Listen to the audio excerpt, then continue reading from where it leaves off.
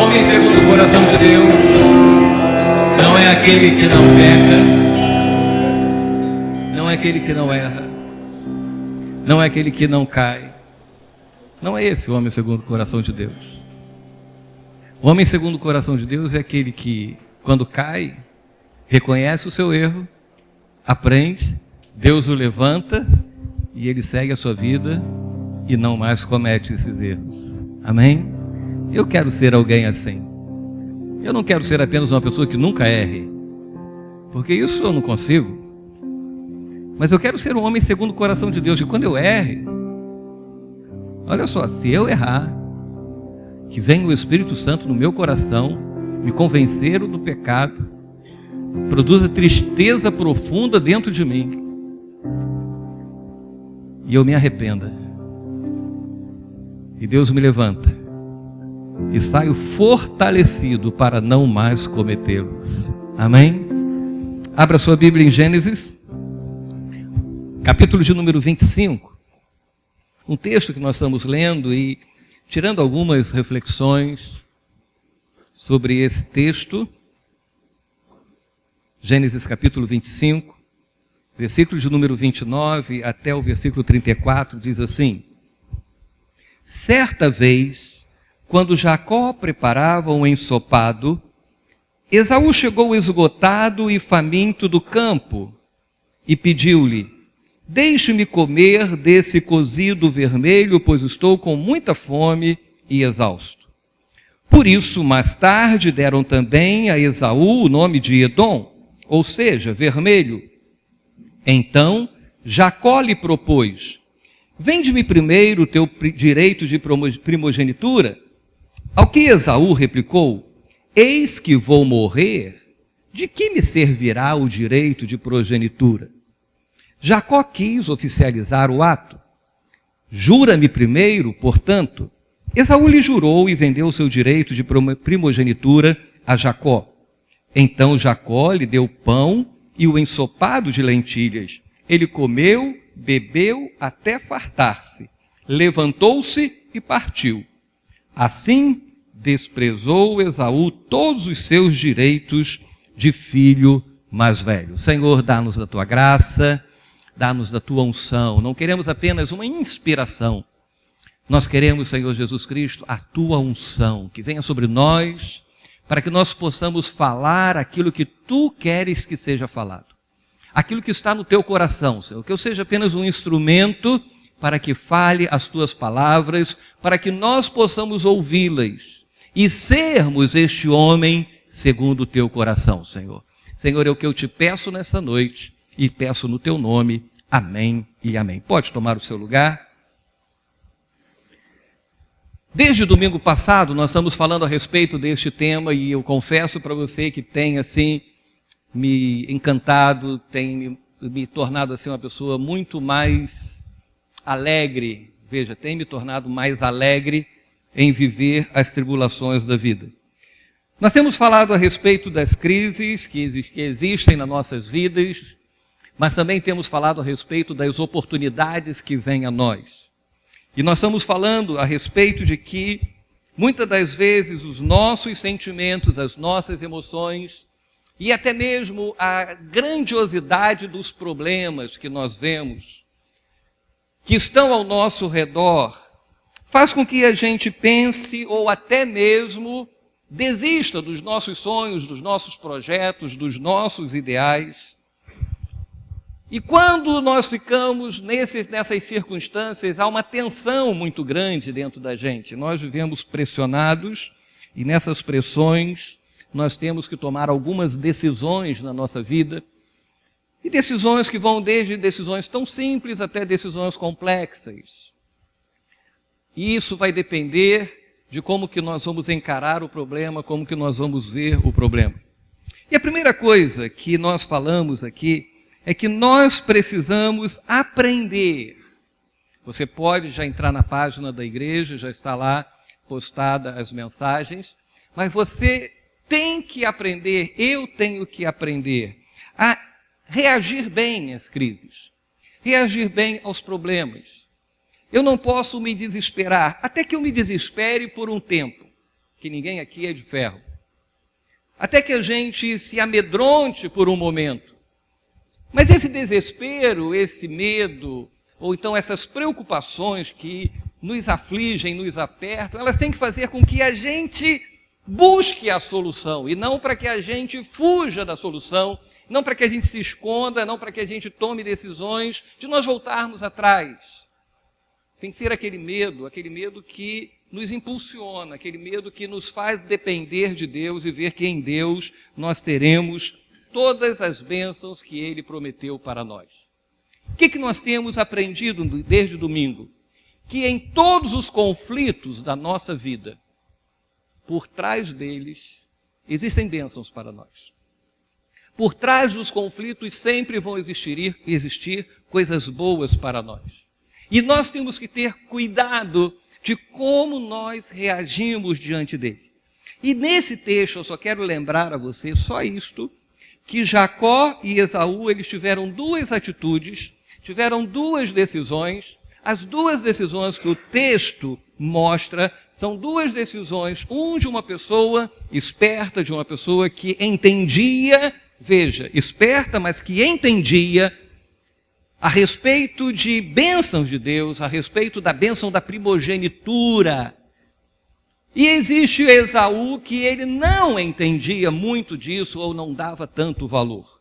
E por causa disso, um dia, Esaú chegando na sua casa depois de um dia de trabalho, vamos contextualizar, botar hoje nos nossos dias, daquele dia exausto, daquele dia que a pessoa se esgota, ou então de uma viagem de trabalho, de uma jornada de trabalho que te exauriu ao máximo, você está esgotado, você está a ponto de morrer, você está faminto e a única coisa que você quer é se alimentar. Esse Esaú chega um dia na sua casa desse jeito e enquanto Jacó, que era uma pessoa mais caseira, preparava lá um ensopado de lentilhas. Então, Jacó, na sua esperteza, se aproveitou da fraqueza do seu irmão, da fome do seu irmão, e lhe fez uma proposta, que foi justamente a proposta de lhe vender o direito da primogenitura, da bênção da primogenitura. Isto é, Esaú estava ali vendendo para Jacó a bênção que ele tinha de ser por ser o primogênito. E nós colocamos uma observação aí. Tenha cuidado com pessoas que estão ao seu redor quando você estiver cansado, faminto e exausto. Tenha cuidado. Até mesmo pessoas que não são aparentemente nossos inimigos. Pessoas do dia a dia, que estão ao nosso lado, em que nós queremos uma solução, queremos uma resposta, queremos alguma coisa que mude a nossa vida. Eu já falei aqui para vocês, e não sei se foi aqui ou alguma dessas reuniões, que durante muito tempo, meus irmãos, era uma coisa horrível na minha vida, era uma dor de cabeça que não passava.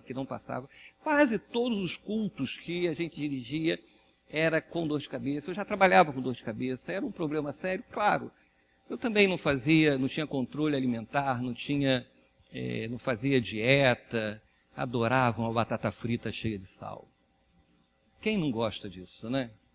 Chega a dar água na boca, aquela batata frita bem salgada, aquela saladinha de tomate e alface com aquele branquinho de sal por cima. Aquilo era uma coisa deliciosa, deliciosa. Ia um cardiologista, amigo, passava um remedinho, mas também não tomava não, igual a muitos pacientes por aí, que a gente briga com eles, né? Porque na vida é assim, a gente briga com os outros, mas não olha para os nossos próprios erros. Até que um dia, foi por Deus, que senão eu não estaria aqui. Sou franco para você. Foi por Deus que veio ao meu coração um médico e eu fui procurá-lo. E teve lá uma situação, ele não acreditava, achava que não estava. E de repente, já que você veio aqui, deixa eu verificar a sua pressão. E ela estava lá em torno de 230 por 120. E eu conversando com ele. E ele ficou desesperado. Aí o médico ficou desesperado. Eu quase que tratei dele. Porque ele falou, esse cara vai passar mal aqui. E aquele homem, aquele médico, para mim foi assim uma pessoa Foi não, foi colocada por Deus. Para você ter uma ideia, semana passada, com os problemas que existem, eu tive 2 vezes dor de cabeça, mas foi dor de cabeça tensional, porque a gente fica com essa aqui tudo duro, né, nos momentos, problema que não acaba mais, e a gente fica, e apareceu aquela, mas quase 4 anos, vai fazer 5 anos agora, veja que eu não sei o que é tomar remédio para dor de cabeça. E ali naquele homem eu encontrei o quê? Uma resposta à minha necessidade. Numa época que eu estava extremamente angustiado. E me colocou na nutricionista, colocou fazendo exames, colocou remédios e colocou, e eu falei assim, e ele foi bem claro para você, rapaz, olha só, você só tem 3 caminhos, ou você toma o remédio e vive na dieta, ou você vai morrer, assim mesmo, ou você vai morrer, ou vai ficar todo torto em cima de uma cama que você vai ter um derrame. É claro que eu fiz a primeira opção. Né? Porque aí, depois que ele falou isso do lado de Débora, eu falei, bom, não vou deixar essa mulher linda viúva de jeito nenhum, então vou me tratar. E passou o 1º ano, o 2º ano, o 3º ano, e me tratando até hoje direitinho. Mas eu falava com ele, mas de vez em quando, sabe, tem desconfortos. E ele chegou para mim e falou assim, Marco, deixa eu falar uma coisa para você. Veja, eu tinha uma necessidade. Ele sabia da minha vida profissional. Quando eu fui a ele, eu não disse que era médico, mas depois eu disse. Na minha vida profissional, eu sou médico, eu dirijo o hospital, que tem esse problema, que ele também dirige o procardíaco. Falei com ele a respeito da igreja e conversava, se tornou um amigo nosso. E um dia, falando com ele, eu falei, olha, o problema é que eu ainda sinto esse desconforto, rapaz, eu fico tenso, estou assim, muito bem, mas parece que eu estou mal. E ele chega para mim e fala assim, você tem que mudar algumas coisas na sua vida. E ele disse, você tem que fazer escolhas, decisões. Aí ele foi enumerando, olha, você é esposo, você é pai, você tem sua mãe, então você é filho, você dirige um hospital, você é médico, você é pastor. Olha, cara, você vai começar a ter que abrir mão de coisas na sua vida. E isso quem vai te ajudar é um psiquiatra. E ninguém gosta de psiquiatra, né? Porque eu nunca vi um psiquiatra, ainda bem que o Dr. João Ailmer não está aqui, eu nunca vi um psiquiatra que não é maluco. Porque quase todos eles ficam doidos. Né? É de tanto tratar gente com problema mental que acaba ficando com problema mental. O único que salva é o Dr. João Ailmer. Tá certo? Então, que se ele ouvir essa mensagem, ele sabe que... E você pode ir nele, tá bom? Mas ele começou a conversar comigo num dia, veja, que Débora não estava.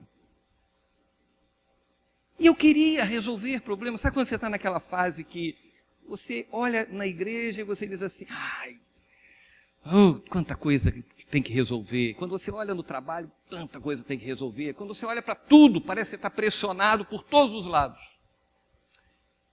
E ele falou assim, olha, deixa de ser pastor, deixa de ser médico, seja só diretor, seja só médico. Aí falou assim, ainda digo mais outra coisa para você. Você resolve o seu problema de tensão, rapaz, você se separando da sua mulher, arrumando outra e recomeçando a sua vida.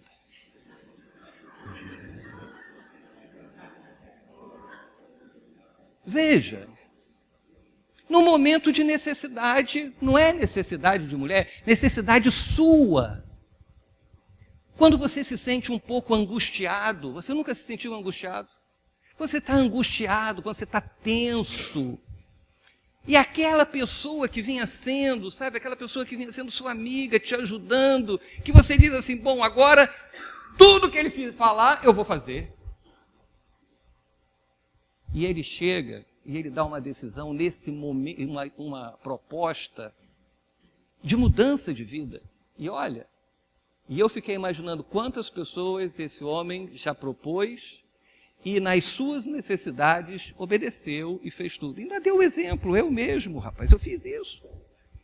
Minha vida estava toda tumultuada e cheia de problemas, dirigindo esse hospital, que não sei o quê, papapá, larguei tudo, pronto. E eu saí dali e falei assim, como que a gente tem que ter cuidado com pessoas boas que estão do nosso lado? Pessoas boas que nos ajudam, porque eles vêm com propostas nos momentos que nós queremos decisões, que nós queremos mudanças na nossa vida. E Jacó e Esaú viveu uma situação dessa.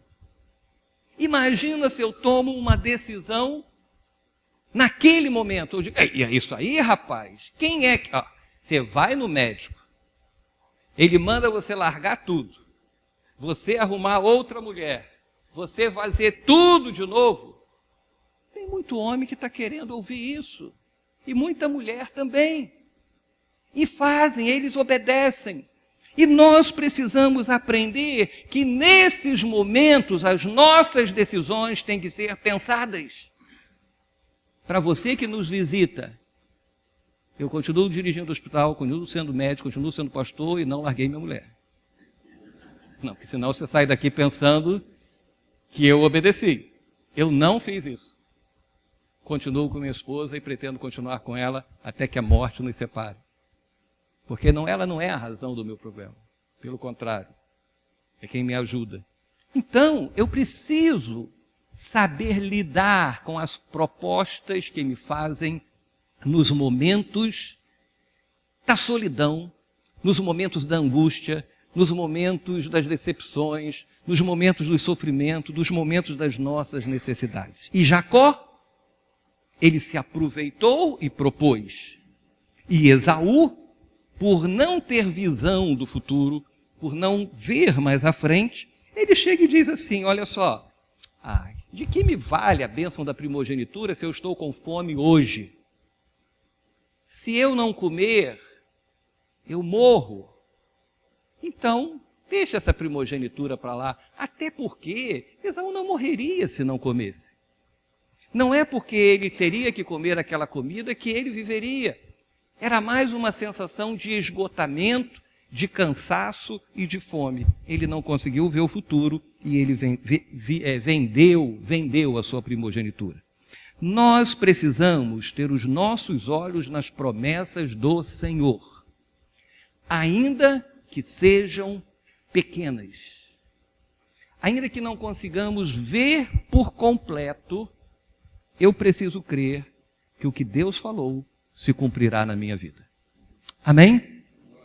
Você lembra do profeta que chegou para aquele rapaz, para o seu servo, para o seu moço e disse, vai lá fora e vê se tem nuvem, porque Deus havia falado que ia chover.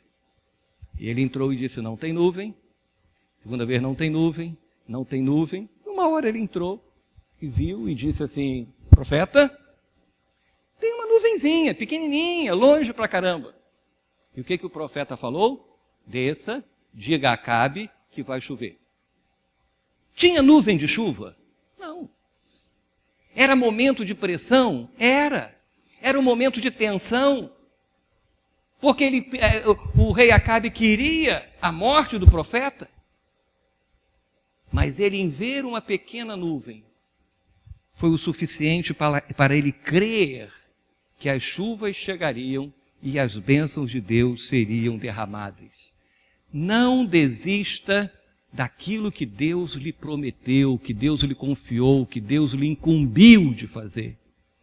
As decisões precipitadas é que levam os homens à ruína, que levam os homens à destruição. Então, cuidado com suas decisões quando você estiver debaixo de pressões, quando você estiver debaixo de angústias, quando você estiver debaixo das crises.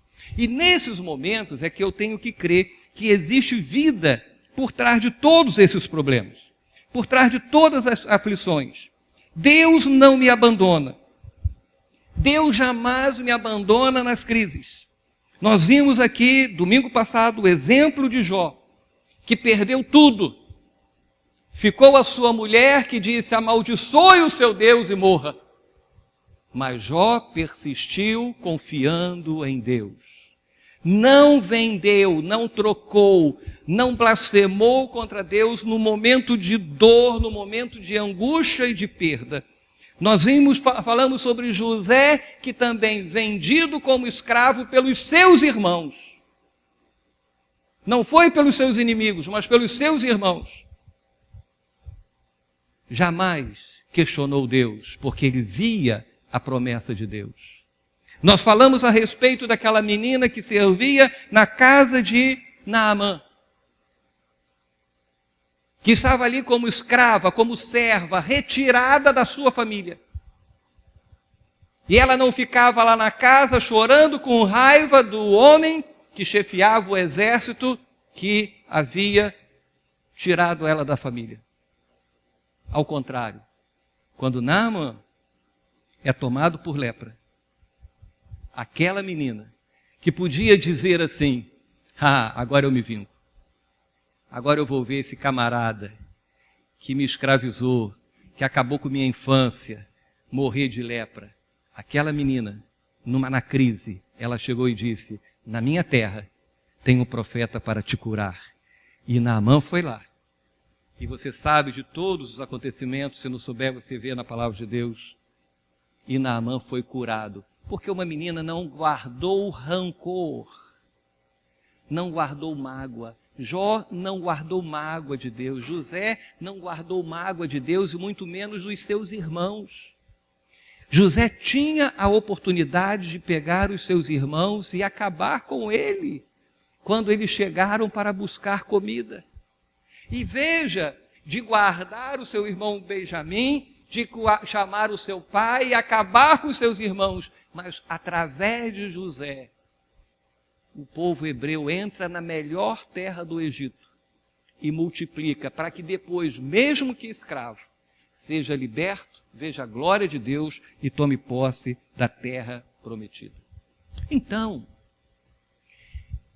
nesses momentos de dificuldades, eu preciso aprender uma coisa: a trocar as minhas palavras de murmurações por louvor e adoração a Deus. Uma pessoa que vive murmurando faz mal a gente quando nós estamos do lado. Não faz mal você ficar do lado de alguém que só vive murmurando, que é um poço de rancor, que é um poço de mágoa, que não consegue falar coisas boas? Para que eu veja as bênçãos de Deus nesses conflitos da minha vida, eu tenho que aprender que a murmuração e a tristeza não podem dominar o meu coração para que eu encontre essas bênçãos. Quantas vezes nós gastamos tempo da nossa vida murmurando, reclamando? Nós murmuramos das pessoas, nós reclamamos de tudo, tudo na vida. Nós reclamamos quando nós vamos no banco, quando nós vamos no mercado, a nossa tendência é murmurar, é reclamar. Parece que as pessoas vivem de mal com a vida. Mesmo não estamos falando pessoas do mundo, pessoas cristãs. Vivem de mal qualquer coisa, qualquer crise, qualquer conflito, qualquer confronto na sua vida. Parece que é uma desgraça na sua vida. Cada vez mais estou convencido que depois de coisas que eu já passei na minha vida, situações que eu já vivi, frustrações que eu já tive, decepções com projetos, ideais e pessoas, fracassos, crises que já estiveram ao meu redor. Eu estou convencido em que em todas elas, depois disto, veio o melhor de Deus para a minha vida. Eu estava estudando na segunda-feira com um amigo, e depois que acabou a aula, nós começamos a conversar. E nós conversamos, ele também é um pastor, e conversamos sobre os problemas que nos afligem, tanto a vida dele e a vida nossa. E ele chegou para mim e disse assim: Marcos, eu queria falar uma coisa para você. Isso na segunda, nós começamos a pregar essa mensagem no domingo. Entenda que em todas as crises da nossa vida, em todos os problemas que nós passamos, Aí ele foi bem direto. Esses problemas que você está passando são unicamente para te levar a uma revelação maior de Deus. Eu fiquei quieto e depois eu falei com ele o que nós estamos conversando aqui na igreja. Isso não é para a minha vida, é para a sua vida.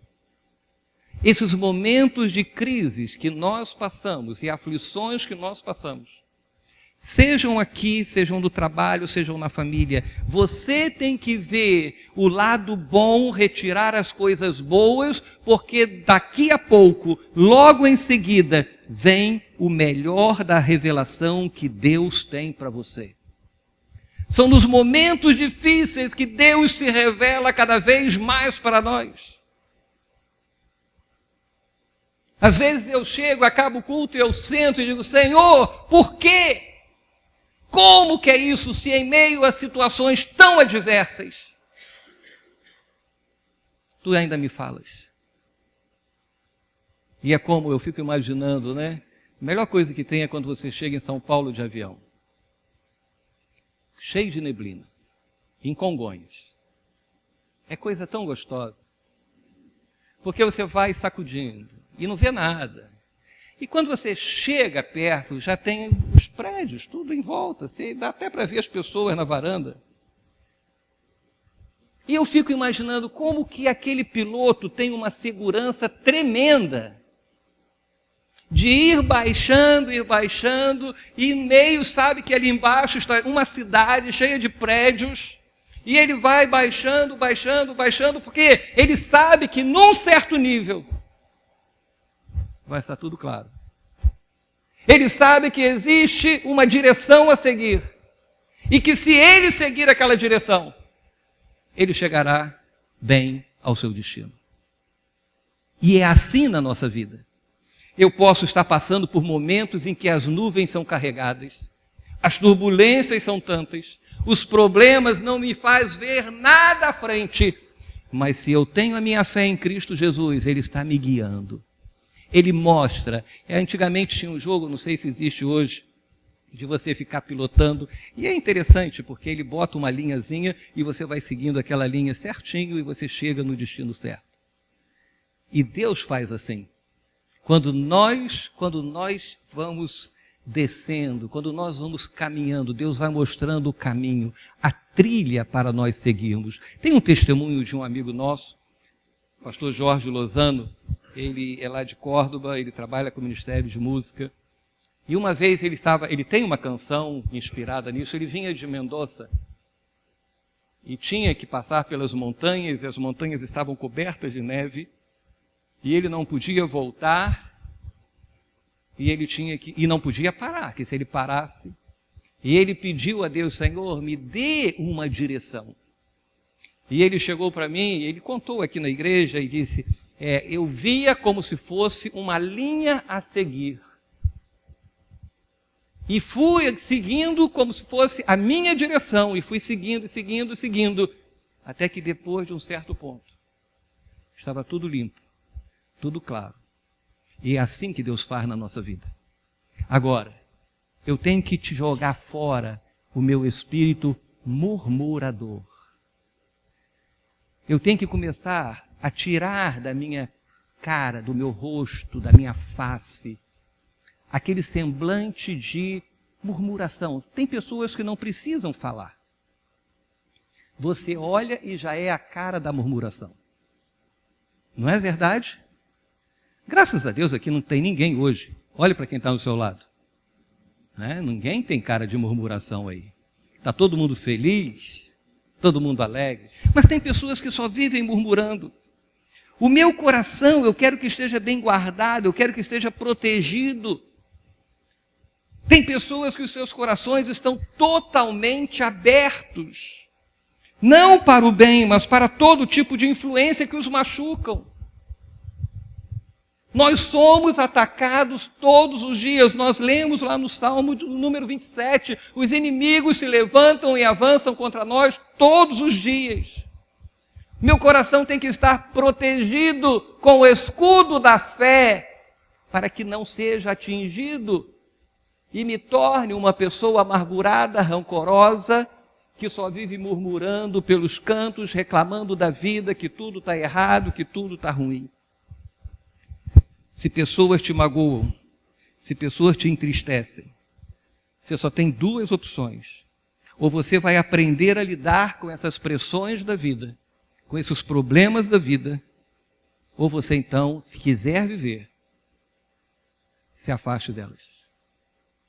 Porque se você não sabe lidar com os problemas da vida, o seu coração será realmente machucado e vai ser difícil você viver. Jó orou por seus amigos que o atacaram. Jó abençoou.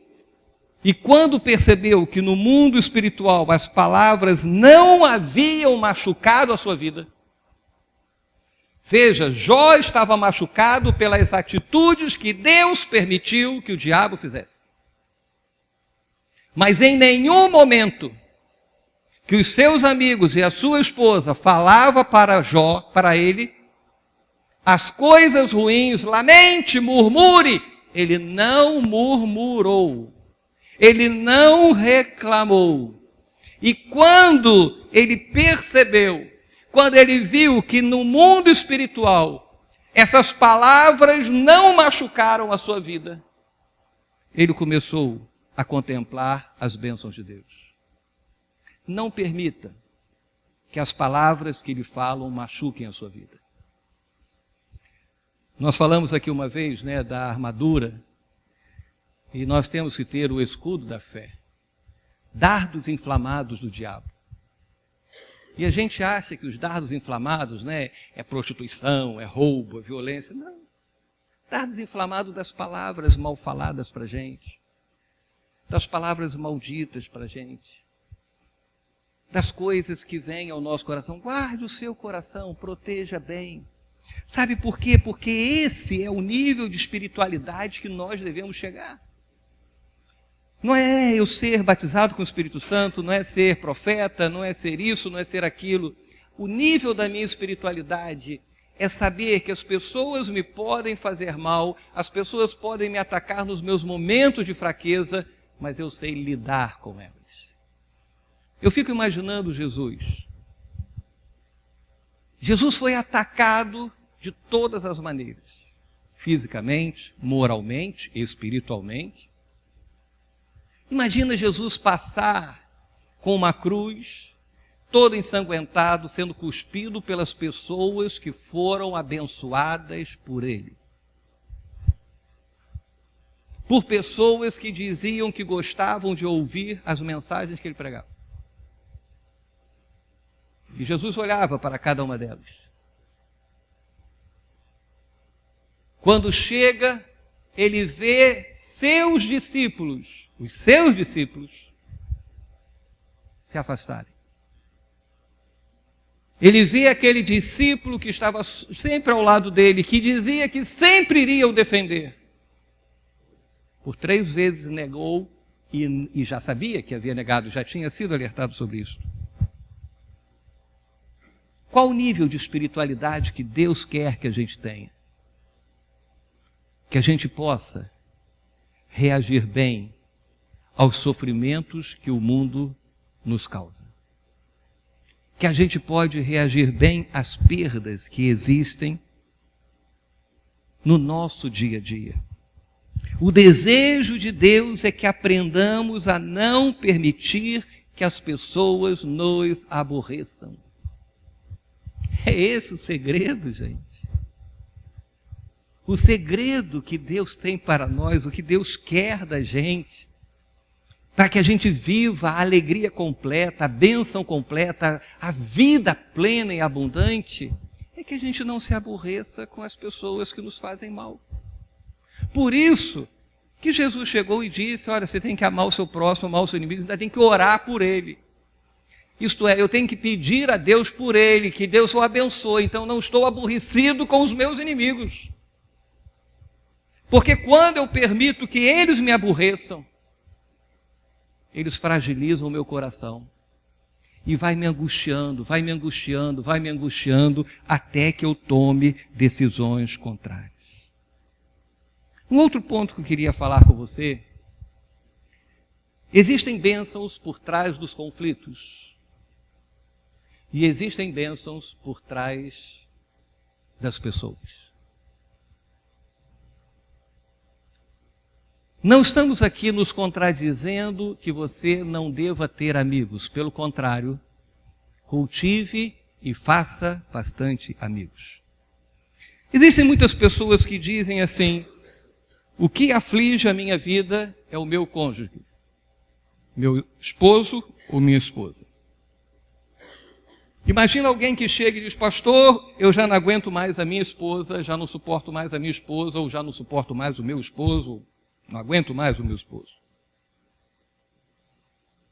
Eu não vou perguntar aqui quem é que já não aguenta mais o seu esposo, porque aqui não temos isso, mas você vai lidar todos os dias, no seu dia a dia, pessoas vão chegar a você. Mas sabe o que acontece? Que quando alguém não suporta mais o seu cônjuge, o problema não está só no seu cônjuge. O problema está em alguém que não suporta. Veja bem, aqui tem um microfone. Esse tripé tem que ser suficientemente forte para aguentar o microfone. Se colocar aqui aqueles microfones pesadões, tem que fazer uma mágica. Nós temos o tripé da nossa câmera, não é assim? Tem que ter tripé que aguente. Se você faz uma casa e você quer colocar uma laje, você tem que fazer uma coluna que suporte. E muitas das vezes, quando uma casa cai, o problema não foi a laje, o problema foi quem? A sustentação. A Bíblia diz que nós devemos suportar uns os outros. Quando há problemas de relacionamento, nós gostamos que a culpa seja dos outros. Mas eu tenho que pensar: eu estou fortalecido para suportar essas tensões? Eu estou tão forte para aguentar as pressões que estão sobre mim? Porque as pressões sobre as nossas vidas eu não posso evitar. Eu acho que eu falei isso na semana passada. Você não pode evitar que as pessoas não façam mal a você. Você não pode evitar que as pessoas não falem mal de você. Você não pode fechar a boca das pessoas. Você não pode fazer isso. Agora, você pode suportar o que falam, o que fazem, o que tentam fazer. É você. Dentro da nossa família, nós temos que estar fortalecidos para aguentar as pressões. Às vezes é o homem e a mulher que diz assim: as pressões da vida sexual são tão grandes que a gente não aguenta. Não, você que tem que estar fortalecido para suportar. As colunas que têm que estar fortalecidas. Hoje na escola bíblica nós falamos sobre 4 colunas da igreja que têm que estar fortalecidas. Aí às vezes as coisas caem, a gente culpa os problemas, as situações. Não, são as colunas que têm que estar fortes. Primeiro, pense bem se o problema é só o seu cônjuge, ou pense se o problema está nas suas forças para suportar. E uma das coisas que você tem que crer é que, além de todos esses problemas, Deus tem bênçãos para a sua família. Quantas vezes nós somos traídos? Veja, nós estamos falando de pessoas. Eu creio que todos nós aqui já fomos traídos por amigos. Porque inimigo não nos trai. Quem já foi? Eu fui traído pelo meu melhor inimigo. Eu não esperava isso dele. Não, do nosso inimigo não é traição. Traição é dos amigos, é das pessoas que estão ao nosso lado. Quantas vezes nós já fomos traídos? Quantas vezes nós já fomos abandonados por quem nós mais esperávamos ajuda? Você imaginava assim: no meu problema eu tenho a quem socorrer, e quando você foi ser socorrido, você estava num vazio. Olha, da mesma forma que existem bênçãos depois dos problemas, existem bênçãos depois das pessoas, existem bênçãos de Deus depois das traições dos amigos. Amém? Deus se revelará cada vez mais à sua vida. Claro que nós sentimos, claro que nós nos decepcionamos, claro que nós entristecemos e nós falamos domingo, nós somos pessoas sensíveis, temos as nossas emoções, temos os nossos sentimentos, mas eles não podem abandonar não podem dominar a nossa vida. Todos nós aqui já fomos criança um dia, tem uns que ainda são. Mas hoje as crianças brincam só de celular, videogame, né? Desses aplicativos. Mas quem já foi criança aqui já brincou de cortar o rabo da lagartixa? Só nós. Nós tivemos infância. Você nunca cortou o rabo de uma lagartixa? Não? Gente, você sabe o que é lagartixa?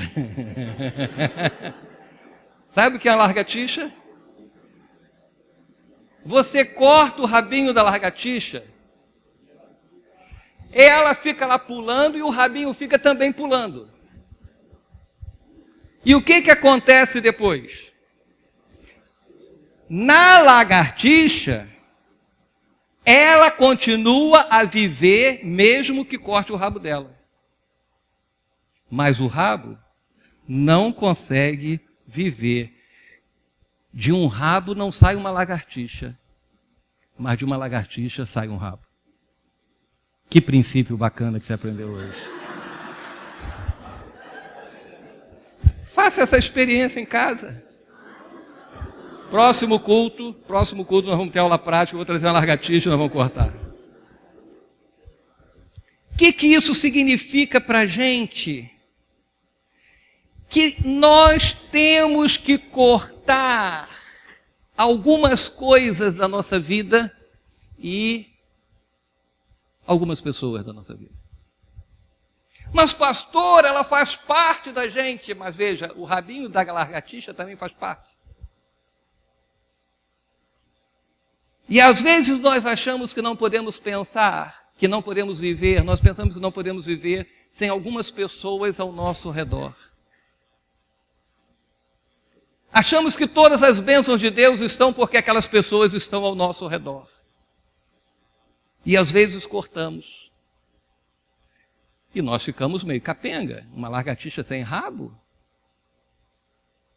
Mas quando o tempo passa, nós percebemos que ainda existe rabo depois dos conflitos, ou melhor, ainda existe bênção depois dos conflitos. Amém? A nossa vida continua. Nós conhecemos uma história bem antiga, e na mesma família de Isaac, e Jacó e Esaú, que é o pai, Abraão. Nós conhecemos a história quando Deus chegou para Abraão e disse, olha, saia da tua terra e vá para a terra que eu te mostrarei. Mas Deus disse também, deixa a sua parentela. Abraão obedeceu 99%. Porque ele olhou e viu Ló, o seu sobrinho, e disse assim, como que eu vou deixar esse cara aqui, eu que cuido? Mas olha só, Deus disse para deixar a parentela. E o que Ló fez? Abraão fez? Levou Ló. Ló era um parasita grudado em Abraão. E Abraão está sendo abençoado, e Ló também está sendo abençoado. É um parasita. Tem pessoas que nos parasitam. Deus nos abençoa e eles são abençoados. Mas eles não geram nada, a bênção está sobre nós. E Abraão e Ló continuaram a conviver, e Deus trabalhando no coração de Abraão, trabalhando na vida de Abraão, trabalhando na vida de Abraão, até que um dia, Abraão chega e diz assim, eu tenho que cortar esse rabo. E chega para Ló e diz assim, olha só Ló, você é meu sobrinho. Deus tem feito prosperar o meu trabalho. Deus tem cumprido a minha promessa, a sua promessa na minha vida. Mas agora, Ló, escolha o que você quiser e para onde você vai. Porque se você escolher para um lado, eu vou para o outro. Se você escolher o outro, eu vou para o outro lado. Porque Ló não era má pessoa. Ló não era um bandido. Pelo contrário, Abraão amava Ló, intercedia por Ló. Mas chegou um momento que, para que a promessa de Deus fosse cumprida na vida de Abraão, a obediência tinha que ser completa. Ló não estava dentro da visão de Deus para Abraão. Ló não estava dentro do projeto que Deus tinha colocado para a vida de Abraão. E Abraão entendeu. E ao entender isto, Abraão chega e pega e corta esse relacionamento. Ele chega e diz, não dá para continuar com você, não dá para continuar vivendo assim, e eu vou cortar. E quando Abraão corta isto, mesmo perdendo, porque Ló era uma pessoa esperta, Abraão investiu em Ló. E Ló olhou aquelas planícies e disse, é lá que eu quero ficar. E Abraão disse, não tem problema. Não tem problema. O problema não é o que você vai ter, o que eu vou ter, se você vai ter mais ou eu ter menos. O problema é que eu não posso ficar com você. O problema é que a bênção de Deus na minha vida está além de você. Está além de você. Portanto, cuidado. Não invista nas pessoas, em amigos, familiares, para que as pessoas se lembrem de você. Porque todo mundo tem memória curta. Tem pessoas que investem, fazem coisas para que as pessoas sejam agradecidas. Não faça isso não.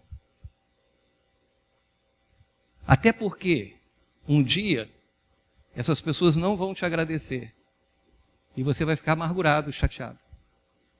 Invista nas pessoas para que elas realizem os propósitos de Deus, independentemente se vão te agradecer ou não vão te agradecer. Mas pastor, eu fiz tudo. Aqui na igreja nós já investimos em muitas coisas. Nós tínhamos um projeto de evangelismo. Nós investimos tempo, investimos dinheiro. E a única coisa que sobrou para a nossa igreja foi um tchau. Em professores de escola bíblica dominical, para ir para encontros, para congressos. A única coisa que nós ouvimos foi um tchau. Alguns, que teve uns que nem tchau deram. Mas para a gente não tem problema. Sabe por quê? Porque nós não estamos aqui para investir em você, para você ser grato a mim. Nós estamos investindo em você para que você faça aquilo que Deus quer que você faça através da sua vida. Para que você use a sua vida para ser um instrumento de Deus. Não importa se estará trabalhando conosco ou não. As pessoas, saiba disso, as pessoas têm memória curta. Um dia lembravam de nós, um dia éramos melhores, um dia somos as pessoas ideais, um dia somos as pessoas bacanas. Um dia você é a pessoa ideal para ser amiga. É a pessoa ideal para compartilhar. É a pessoa ideal para você investir. Cuidado. Não invista. Abraão investiu em Ló. E por causa disso, ele perdeu muitas coisas, teve que recomeçar em muitas coisas. Porque Ló espertamente pegou o lado melhor, as coisas melhores.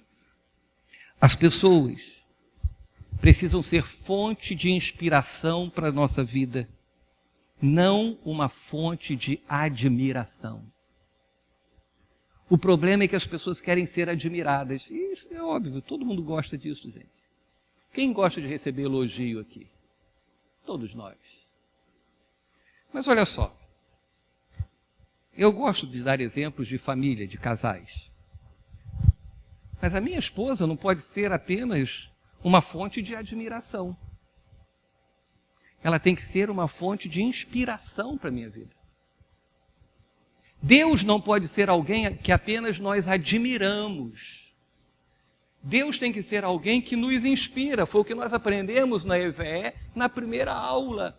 Crer sobre Ele ou crer nele. Pessoas creem no que fala-se de Jesus, no que Jesus é, mas não creem em Jesus. Admirar, às vezes as pessoas querem ser admiradas.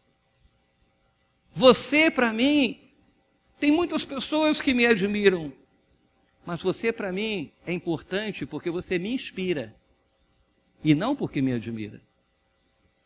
Porque quando se admira apenas, o dia que nós erramos, ela já não vale mais nada.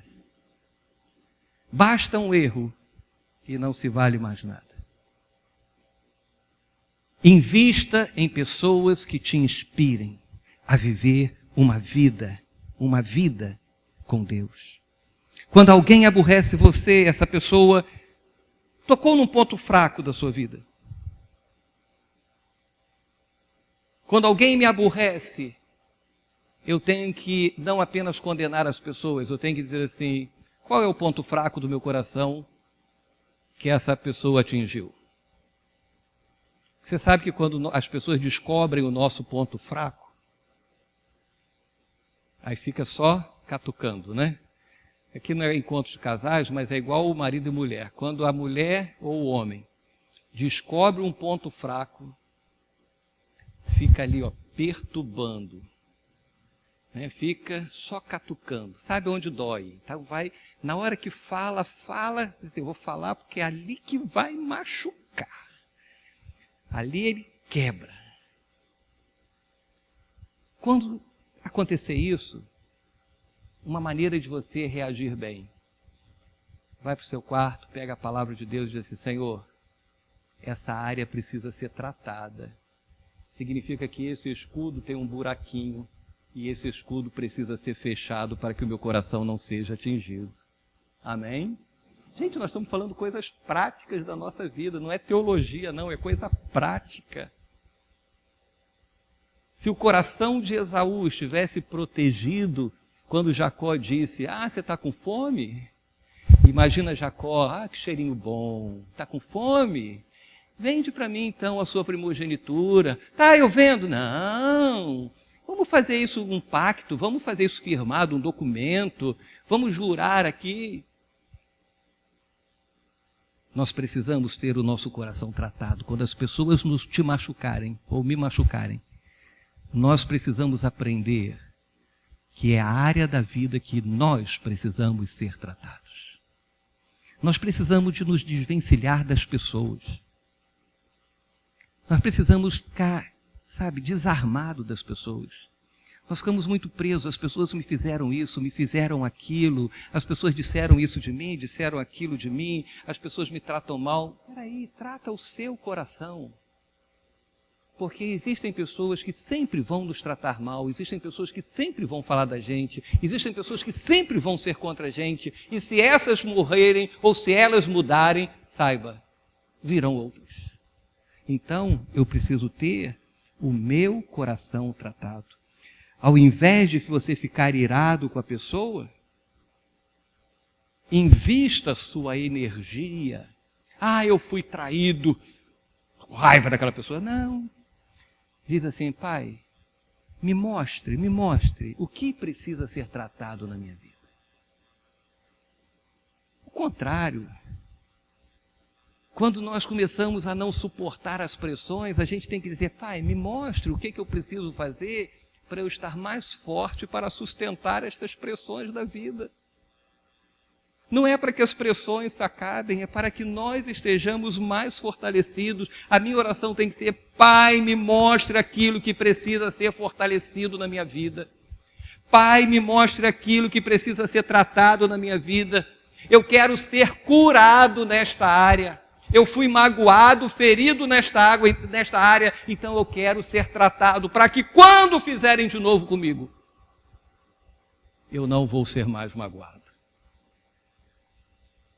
José chegou lá, foi preso, foi colocado lá com seus irmãos, colocado numa cova, entregue lá aos mercadores, vendido como escravo, feridas no seu coração.